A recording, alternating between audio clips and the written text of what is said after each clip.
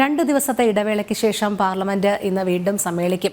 13-നുണ്ടായ parliament അതിക്രമം ഉയർത്തിക്കാട്ടി ഇന്നും സഭാ നടപടികൾ തടസ്സപ്പെടുത്താനാണ് പ്രതിപക്ഷ തീരുമാനം.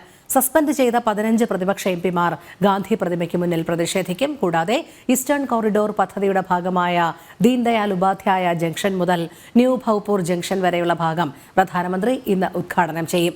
402 കിലോമീറ്റർ പാതയാണ് ഉദ്ഘാടനം ചെയ്യുന്നത്. വിവരങ്ങളുമായി ഗൗതം അനന്തനാരായണൻ ചേരുന്നു. ഗൗതം, പാർലമെന്റിലുണ്ടായ പുകയാക്രമണത്തിൽ പ്രതിഷേധിച്ച് ഇന്നും സഭ പ്രക്ഷുബ്ധമാക്കാൻ തന്നെയാണ് പ്രതിപക്ഷ തീരുമാനം. കഴിഞ്ഞ ദിവസം പ്രധാനമന്ത്രി പ്രസ്താവന നടത്തിയിരുന്നു. അങ്ങേയറ്റം ഗൗരവതരമായി തന്നെയാണ് ഇതിനെ നോക്കിക്കാണുന്നത് എന്നുള്ളത്. പക്ഷേ അതിൽ ഒന്നും പോരാതെ സഭയ്ക്കകത്ത് തന്നെ പ്രധാനമന്ത്രി സംസാരിക്കണമെന്നുള്ള നിലപാടിലാണ് പ്രതിപക്ഷം ഇപ്പോഴും നിലകൊള്ളുന്നത്. വിവരങ്ങൾ.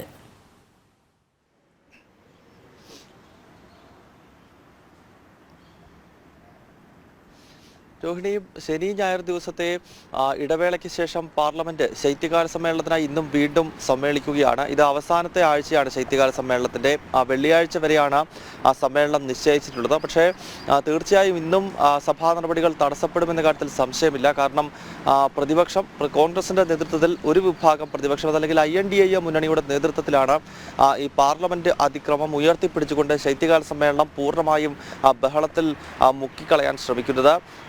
കഴിഞ്ഞ ദിവസം, അതായത് 13-ാം തീയതിയാണ് പാർലമെന്റിൽ അതിക്രമം നടക്കുന്നത്. അതിനുശേഷം പിന്നീട് 2 ദിവസവും സഭ ചേർന്നപ്പോൾ വലിയ ബഹളം ഉണ്ടായി. പ്രതിപക്ഷം പ്രധാനമായും ആവശ്യപ്പെടുന്നത് പ്രധാനമന്ത്രിയോ അതല്ലെങ്കിൽ കേന്ദ്ര ആഭ്യന്തരമന്ത്രിയോ ഈ പാർലമെന്റ് അതിക്രമം സംബന്ധിച്ച് ലോക്സഭയിൽ സംസാരിക്കണം എന്നുള്ളതാണ്. പക്ഷേ രോഹിണി നേരത്തെ സൂചിപ്പിച്ചതുപോലെ ഇരു നേതാക്കളും, പ്രധാനമന്ത്രിയാണെങ്കിലും ആഭ്യന്തരമന്ത്രിയാണെങ്കിലും, ഇരുവരും ഈ സുരക്ഷാ വീഴ്ച സംബന്ധിച്ച് പ്രതികരിച്ചു കഴിഞ്ഞിരിക്കുന്നു. വളരെ ഗൗരവമുള്ളതാണെന്നും ഒരു വീഴ്ചയാണ് സംഭവിച്ചത് എന്ന കാര്യം വിശദീകരിക്കുന്നുണ്ട്.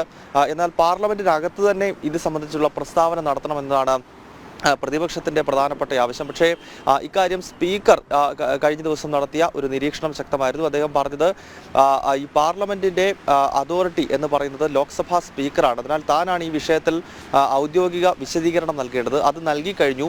ഒപ്പം ഈ അക്രമമുണ്ടായ 13-ാം തീയതി വൈകുന്നേരം സർവകക്ഷി യോഗം ഉൾപ്പെടെ സ്പീക്കർ വിളിച്ചതാണ്. അതിനുശേഷം ഇനിയും ആഭ്യന്തരമന്ത്രി ഇതിൽ സംസാരിക്കണമെന്ന് പറയുന്നതിൽ ഒരു അടിസ്ഥാനവുമില്ല എന്നാണ് ഓം ബിർള കഴിഞ്ഞ ദിവസവും വ്യക്തമാക്കിയത്. അതിനാൽ സർക്കാരും സ്പീക്കറും തങ്ങളുടെ നിലപാട് വിശദീകരിച്ച് കഴിഞ്ഞിട്ടുണ്ട്. എന്നാൽ അത് ഉൾക്കൊള്ളാതെ പ്രതിപക്ഷ പാർട്ടികൾ ഇന്നും സഭാ നടപടികൾ തടസ്സപ്പെടുത്തും. ഒന്ന്, നേരത്തെ സൂചിപ്പിച്ചതുപോലെ കേന്ദ്ര ആഭ്യന്തരമന്ത്രി ലോക്സഭയിൽ മറുപടി നൽകണമെന്നതാണ് ഒരു ആവശ്യം. മറ്റൊന്ന്, ഈ സസ്പെൻഷനിലായ 15 എംപിമാരെ തിരിച്ചെടുക്കണം എന്ന ആവശ്യവും പ്രതിപക്ഷ പാർട്ടികൾ മുന്നോട്ട് വയ്ക്കുന്നു. കാരണം നടുത്തളത്തിൽ ഉൾപ്പെടെ ഇറങ്ങിക്കൊണ്ട് സഭാചട്ടം ലംഘിച്ചുകൊണ്ടുള്ള പ്രതിഷേധം എംപിമാരുടെ ഭാഗത്ത് നിന്നുണ്ടായപ്പോൾ ലോക്സഭയിൽ നിന്നും 14 പേരെയും രാജ്യസഭയിൽ നിന്നും ഒരാളെയും, അതിൽ ലോക്സഭയിൽ നിന്നും കേരളത്തിൽ നിന്നുള്ള എംപിമാരാണ് ഭൂരിപക്ഷവും സസ്പെൻഷനിലായത്. രാജ്യസഭയിൽ നിന്നും ഡെറിക് ഒബ്രാൻ എന്ന TMCയുടെ എംപിയെയും സസ്പെൻഡ് ചെയ്തു. ഇവരെ തിരിച്ചെടുക്കണം എന്ന് ആവശ്യപ്പെട്ടുകൊണ്ടുകൂടിയാണ് ഈ പ്രതിഷേധം നടത്തുന്നത്. എന്തായാലും ഇനി ഒരാഴ്ച ശേഷിക്കെ വരും ദിവസങ്ങളെല്ലാം തന്നെ